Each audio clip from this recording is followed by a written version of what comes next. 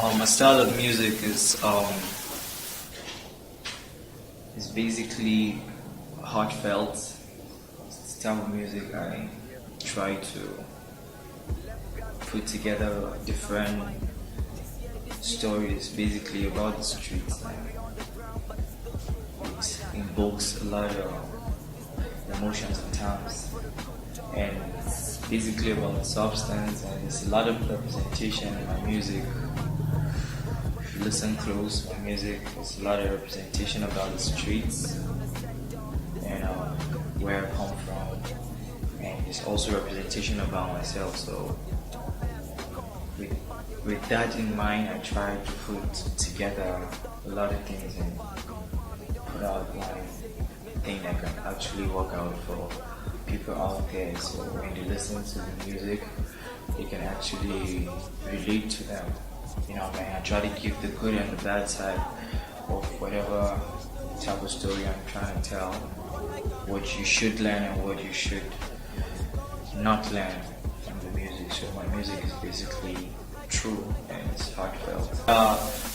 I moved from the artists that used to put out just single joints out on the street to the artists that wanted to put it like in an album form or mixtape. I just want to have a collection of songs because one song like doesn't do it for me no more. So I used to put out like singles of songs and set out a target like I want to do 40 songs in a year.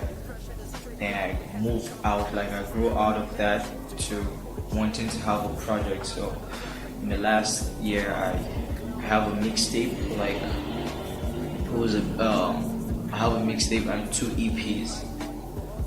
Dating the first quarter is the first EP, and I have Listen Close mixtape full, which is the major project. And then at the end of the year I put out the Dating the last quarter, and shit a pure classic sound, especially for the streets. Message for the Madness. Title is crazy, but it is what it is, man. It's the continuation of my previous work, Listen Close. The last track on the Listen Close mixtape is the Message for the Madness, and this is actually Message for the Madness. It's supposed to be an album, but I just think, or I feel I'm not ready to put out an album, so I turned this on the whole project into a mixtape. So Message for the Madness is actually the continuation of this thing I've been trying to do from the Listen Close, is listening close to the Message for the Madness. To get actually the complete story, you have to listen to the best mixtape, then you get the idea of the Message for the Madness. And why I chose to put out the title Message for the Madness, because of this society we find ourselves in, the way people actually view hip-hop, and it's have this thing, it has negative identity, and people actually view it as something that is constituting nuisance, and it's madness for a lot of people. And this mixtape is actually trying to explain that if y'all listen close, there's actually a message, and something beautiful can actually come out from the madness. So people actually have to pay attention to figure out the message. Obviously, there are no features on the mixtape because at the time I was trying to put out write all the songs for the mixtape, I was all alone. I couldn't think of anybody to put on the project. I've always wanted to do a mixtape or an album like by myself, like just me, because I feel I'm a lyricist. I don't even like to share verse. Like, I just want my thoughts. I want when people listen to them. It's about my view, about my idea. I don't want to share anybody's opinion on this project because I have like a lot of artists on the previous work. They listen close, and it's just like together. The two projects is together, so it's nothing that I did on purpose. It's just that there was no need to actually hire a professionalism from any other artist. I feel really blessed to put out this work like independently without having to put another artist on the project. It's all good. The album art, there's a lot of message, and it's actually it has a lot of meanings, but I try as much as possible to satisfy myself with this particular one. That's the building, that's the Kobe Cinema. Anybody that happens to be within the Hive, like from the 90s, that's actually like the entertainment center in the Hive. You know, man, everybody knows about the place. Like, there's a lot of things that happens in the place, and like years after all those moments where things were happening, the structure is still there. It has not been demolished, it has not been renovated. It's just still the same old structure, and there is no activity that's going on. It's just the building is just there. There's a lot of message, you know, man. So I try to relate that with the type of art I'm doing, you know, man. The structure is still there, it's still existing.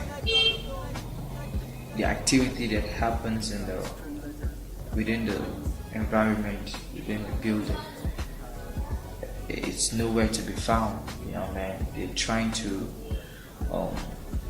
erase the activity, like take it away from us, but then the building is still there. So, you know, if you look at that critically, it's like the thing that holds, the thing that brings everybody together, the thing that create an atmosphere where people come to enjoy and get entertained. The structure is still there, but that act of being entertained is not there. And why? No one is actually asking that question. It's just not happening. So it relates a lot to my music. So people that actually stay in the Hive actually understand what this is all about. So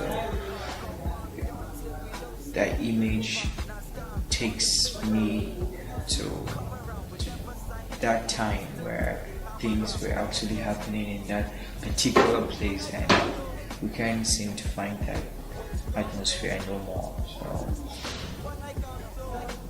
that's the whole idea of having a picture as the cover of the mixtape Message for the Madness. The people that actually influenced my music, I listen to a lot of people, like from different places.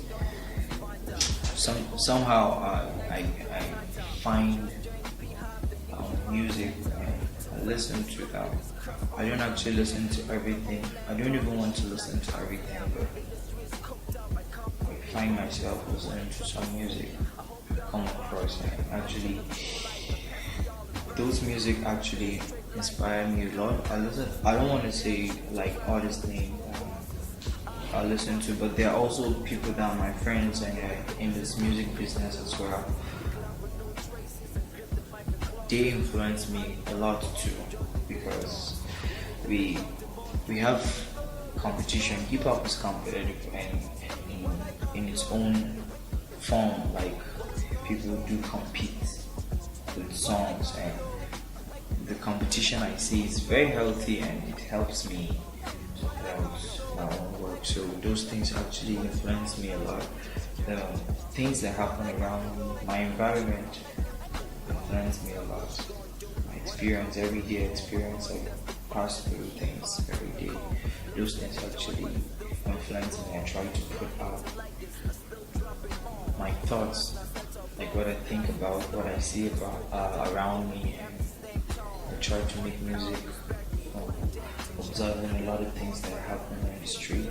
Sometimes I don't actually talk about my immediate environment. I actually try as much as possible to study other culture, other tradition, and at the end of the day, I try to put like different culture together and have a song that people from different places can actually listen to, and at the end of the day they can relate to.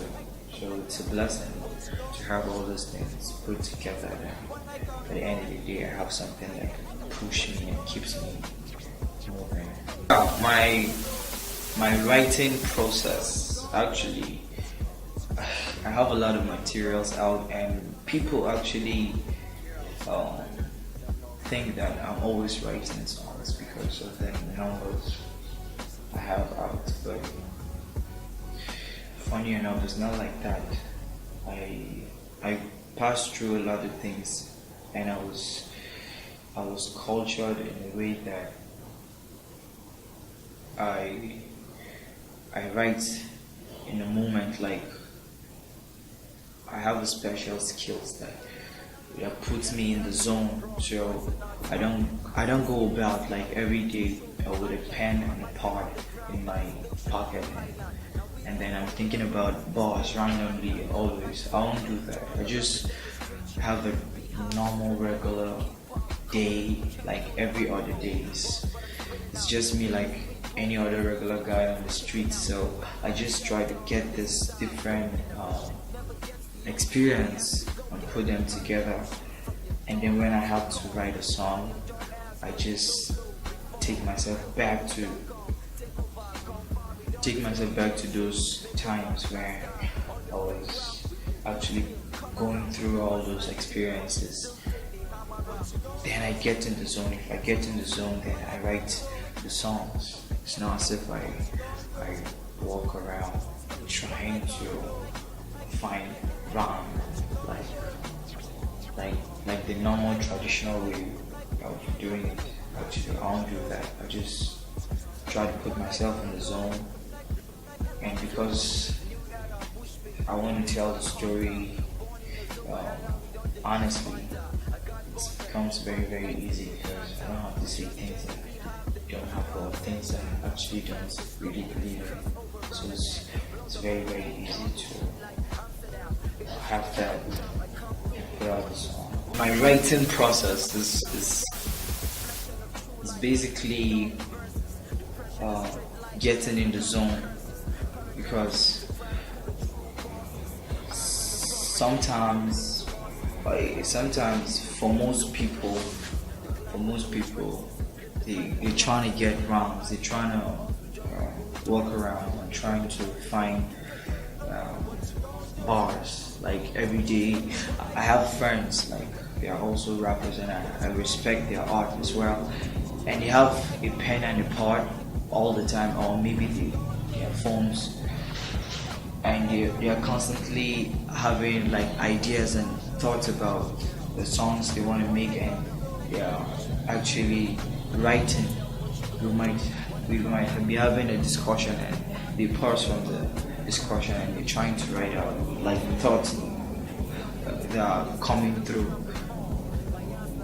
My style is a little bit different from that because I was actually cultured myself in a way that I just try to have the picture of the type of song I want to make, and probably the experience and and then I have a moment or time that I really want to write a song. I'm relaxed and try to take myself back to that experience and that time I was going through that particular incident or what I actually want to talk about, and then I write. You know what I mean? But it's good, but there's actually a negative side to that because it takes a lot of emotions, because you have to invoke a lot of emotions writing those lyrics. I could remember when I was writing the Listen Close project, all those songs, like 15 songs. I think I wrote like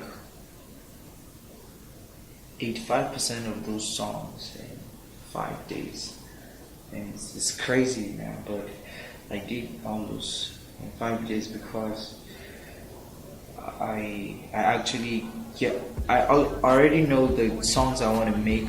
Like I have those experiences, but I don't have the song written out, so I just try to put all those experiences together. And when it was time to work, I let the pressure push me, and then I try as much as possible to get in the zone, and then I write the song. I just write and record the songs. So it took 5 days to make that project. A lot of people might see it as something that's possible, but actually I did almost all the songs in 5 days, and this is something good. I actually love to work with pressure. Yeah, the creation of music. I actually love the creation of music. I love the pressure attached to writing those songs.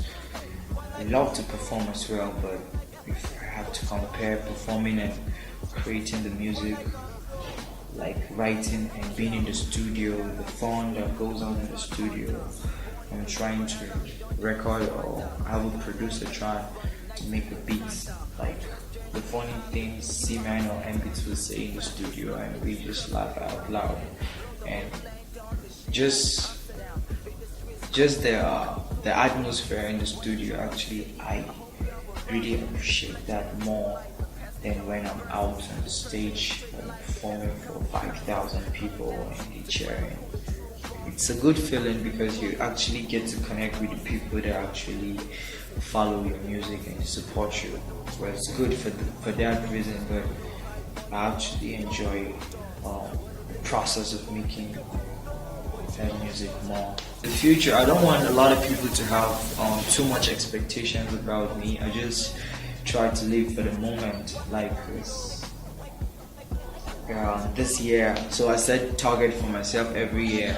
I want to make 2 mixtapes, and I want to have 40 songs a year. I just try to live for the moment. I don't want people to have too much expectations about me, but you all know that I'm a freak. I love to put out songs, you know what I mean? I don't know what the future actually holds for me. I just hope I'm this passionate about this art. If I'm this passionate like 5 or 10 years from now, I'm going to have a lot of materials out, because I absolutely love to write and record as much as I like playing it for y'all to listen to. And that's it. My name is Lemuelknight, the street legend. Message for the madness. Peace, y'all. Rico TV.